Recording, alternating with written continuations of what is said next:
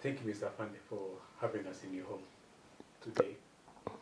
So I think we'll start from the beginning. Just start by just telling us your name.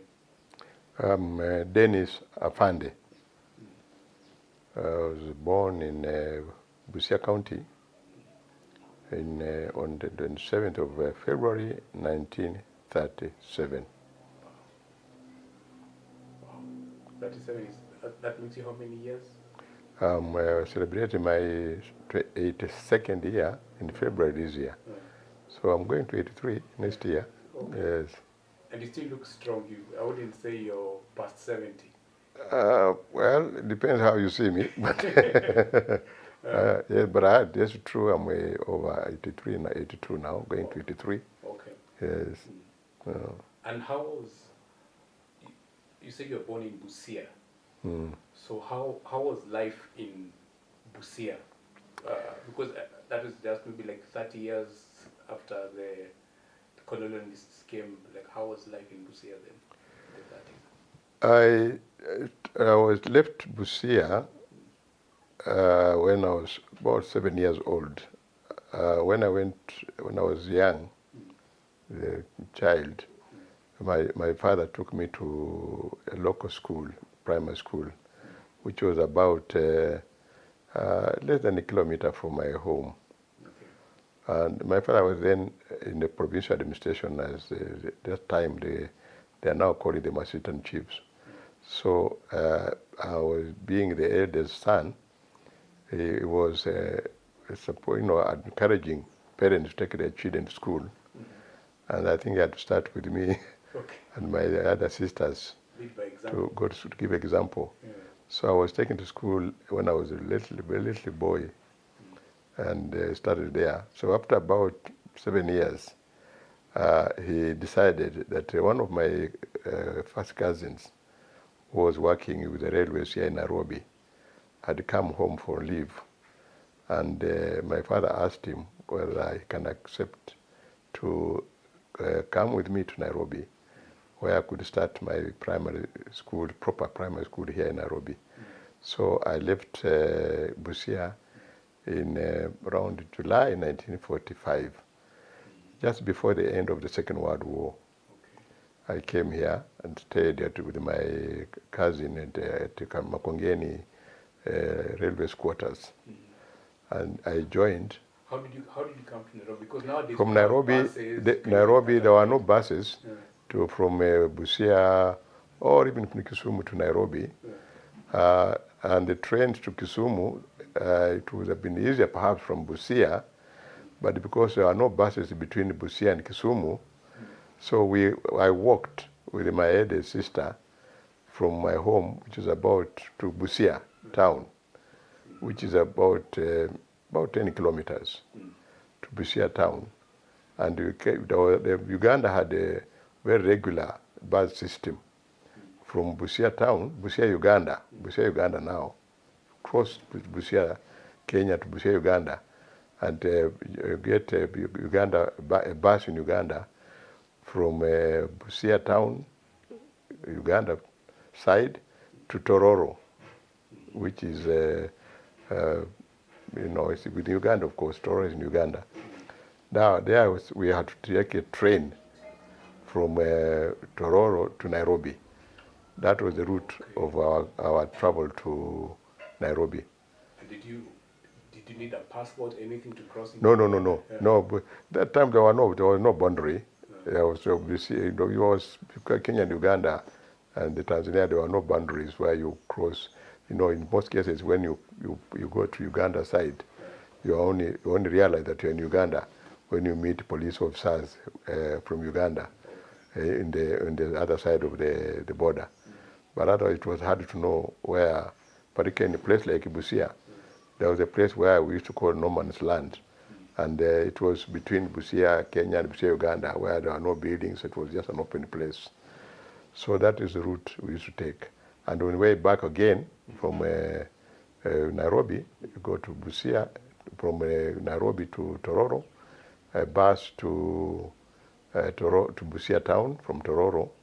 By the time I came back, we now had some buses between Busia. By the time I came back from Nairobi, after I started my school here, there were now buses from Busia town to Kisumu.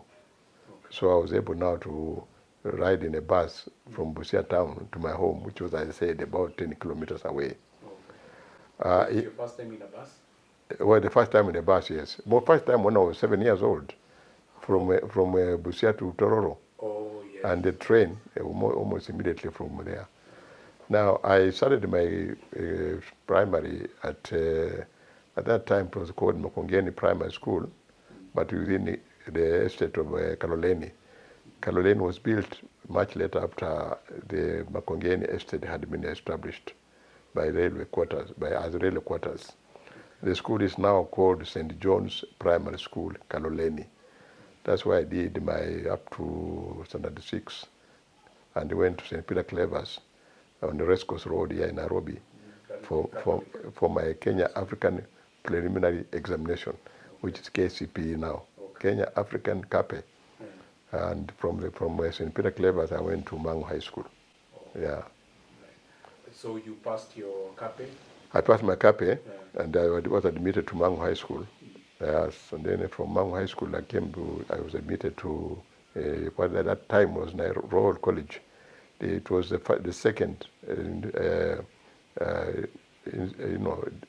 higher education institution in East Africa after Makerere. Yeah, so it was a Royal College of East Africa, admitting all the students from Kenya, Uganda, and Tanzania. And then, of course, it grew up after 1 year or 2. It dropped the Royal Technical College to become Royal College. And the third year, we are now associated a Constituent College of the University of London as Royal College.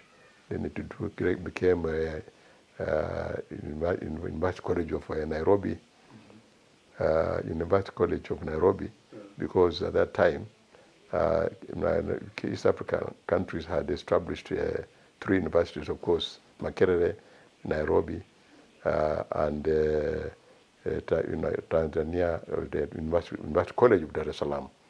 So they all became University of East Africa, East African University. And with the University College in Makerere, and Nairobi, Kampala, Makerere, and Dar es Salaam. So that's why I did my studies there. Yes. Okay. Yeah. Okay. So you've traveled from Busia, you've come to Nairobi, living in Makonggeni. Yes. Going to Makonggeni Primary School, which is in where Kaloleni is. Kaloleni is, yes, and which is now named St. John's Primary School, Kaloleni. St. John's Primary School. It dropped the word Makonggeni because the place is actually in Kaloleni. Okay. Yes. What was education like back then? Did we have people having to wake up early in the morning to go to? No, we didn't have to wake up. It was usual. We were few anyway to start with, and then we are also getting free milk. Oh. During lunch. Yeah, it was free milk we supplied to us during lunch. So some of us who could not go home for lunch, we are okay. We had our milk in. We used to carry our small packet, bag, for them to carry our milk. So. And the milk was provided by the government, or who provided the milk? Pardon? Who provided the milk? The government. I don't know, but it was free. we don't know who was providing, but it was free. It was not provided by the schools. No, it was it was the government. Whether it was Nairobi City Council, I can't remember, but it was the government. It was supplied to us free every day. Yes. Okay. And you could also use that milk also for our homes also. Or you could carry it home also. If you don't take it at the school, you take it home. Yeah. And which year is this? I went to primary school about middle of 1945. Put in 1946 because 45 I was just trying to learn Swahili because when I came from here from Busia, my knowledge of Swahili was nil, so I had to learn Swahili for about 2 months or so. So then I joined the school the same year, 1945. It was the end of 1945. Yes. But the proper one could have been 1946 because 1945 was more or less introductory in what we used to call like the ECDC now, where we used to be called Mayai because we were little kids. They used to be called as Mayai. We are the ones before you go to class 1. Yeah, so that's where I started first. Okay. Yeah. And did they do the measuring? You had to put your arm over your head to touch your ear to see if you qualify? No. We didn't go through that exercise at all. We didn't, yeah. And what kind of subjects were you learning in primary? The same subjects which are being learned a bit brief now, but there are not many. Of course, English, Swahili, mathematics, arithmetic, I used to call it at that time, not mathematics, arithmetic, and history, bit of geography, but not very detailed as also the primary schools are now learning at the moment. Yes. So from there you went to St. Peter? St. Peter Clever's primary school. Yeah, for 2 years. Yeah. That is near the bus station in Nairobi. Pardon? St. Peter Clever's is near the bus? Yes, when there we used to walk from the Kaloleni, from Makonggeni to St. Peter Clever's. Once in a while, if you from up to Muthurwa. And if one would afford fare, there was a bus which had already started operating between Kaloleni. Kaloleni was the last stage, because beyond Kaloleni, there are no other houses beyond Kaloleni, residential quarters for Africans in that side. So beyond Kaloleni, that was the last stage of the bus, the Kenya bus service. So I could get one but most cases we used to walk to the school and back as walking. It was not far. Yes. So if you had to take a bus, how much would you pay? Bus, it was matatu. It was 30 cents. 30 cents. Yes, when matatu started, it was about 30 cents. Matatu started also. It was more or less like matatu. It was more or less like 30 cents also. Okay. Yeah. Then from there you moved to Mangu. I went to Mangu, yes. Was Mangu school where it is? No, Mangu was in the old Mangu location. Yeah, Mangu location in the Gatundu division, where this now Mangu Girls High School is still there. They are using our quarters. Yes. Before it moved to the present site along the Thika Road. Okay. Yes. And what were you studying in? Were you still doing the same subjects in Mangu as you do today? Mangu, we were doing all the science and arts, but towards the last year of our school, when we were from 1A, from 1B, from 2B, from 3B, and so on. Now, when the final year, the principal of the school said that those who were at that time it was actually from 5, from 6. Those who were in Form 5A should go to Form 6 science. Did you get me? Those who are in Form 5A, they should move to Form 6 science and drop arts. And those who are in Form 5B should go to Form 6 arts and drop science. So they took that those who are in A will do science, and those who are in B will do arts. So some of us objected, about 3 of us who objected to that arrangement, because we believe we are both good in the arts and science. And among those who are me, the former Attorney General James Karugu, and the former journalist Hilary Mweno, we objected to that arrangement. But we are allowed to do both science and arts. And that could put a lot of confusion also. We are allowed to do both science and arts, chemistry, physics, and geography and history. So we are only 3 of us, except Mr. Karugu dropped out after about a month or so. So we remained 2 of us, me and Hilary Mweno. We did the higher numbers in Cambridge certificate, because we had to do both science and arts. Yeah. Okay. No. And this is the Hillary Ngweno who was a journalist who... Yes, when he's, he was very famous. Hillary Ngweno. It's been was one time the head of the nation, chief reporter and so on. He had his own newspapers, so on. He's really very formidable newspaper. Now they start to add a bit of confusion to us, me and Hillary particularly, because Hillary was admitted to Makerere to do medicine, and I was admitted to Nairobi to do architecture. Because and then after some time, Hillary got a scholarship to Harvard University, and went to do nuclear science in Harvard. I continued with the architecture, then we did education, and after that, after leaving Nairobi, called university, I got a place to go to Switzerland, where I went to University of Fribourg. I did international relations, attached to an organization which was actually student organization, international student organization called Pax Romana, where I'd been invited to. It's a long story. I don't want to go into that long story. No, we have the time. Yeah. So I went there, three of us, from me, the student from Lesotho, and a student from a German student.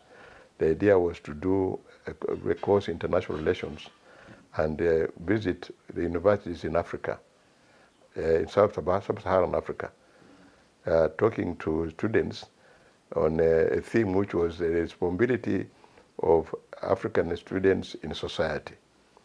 So we were the kind of facilitators of those, I want to call them our discussions, the policy forum in the universities, where I started from West Africa, Senegal, Liberia, Sierra Leone, Nigeria, Ghana, all those universities, and went again to Congo, Congo, Leopoldville at that time, which is now DRC. And then, of course, there was only a small college in Rwanda. They didn't have university there. We stopped off also in Brazzaville briefly, and then it came to Nairobi University, that time University College of East Africa, and then Kampala, Makerere. We split. There were colleagues from Lesotho who went to, I think, Zimbabwe and Lesotho itself. And the German students we met again in Nairobi, and then they went to Makerere, went to Khartoum, and Ethiopia. So Somalia had no university at that time, if I remember, because we didn't go to Somalia. But we were in Khartoum, the university there, and also Ethiopia. Then flew back to Switzerland, in Fribourg, to write my report. So the whole thing, because of our attachment to University of Fribourg, to do international relations, and touring around the country, sub-African countries, lasted one academic year. Yeah.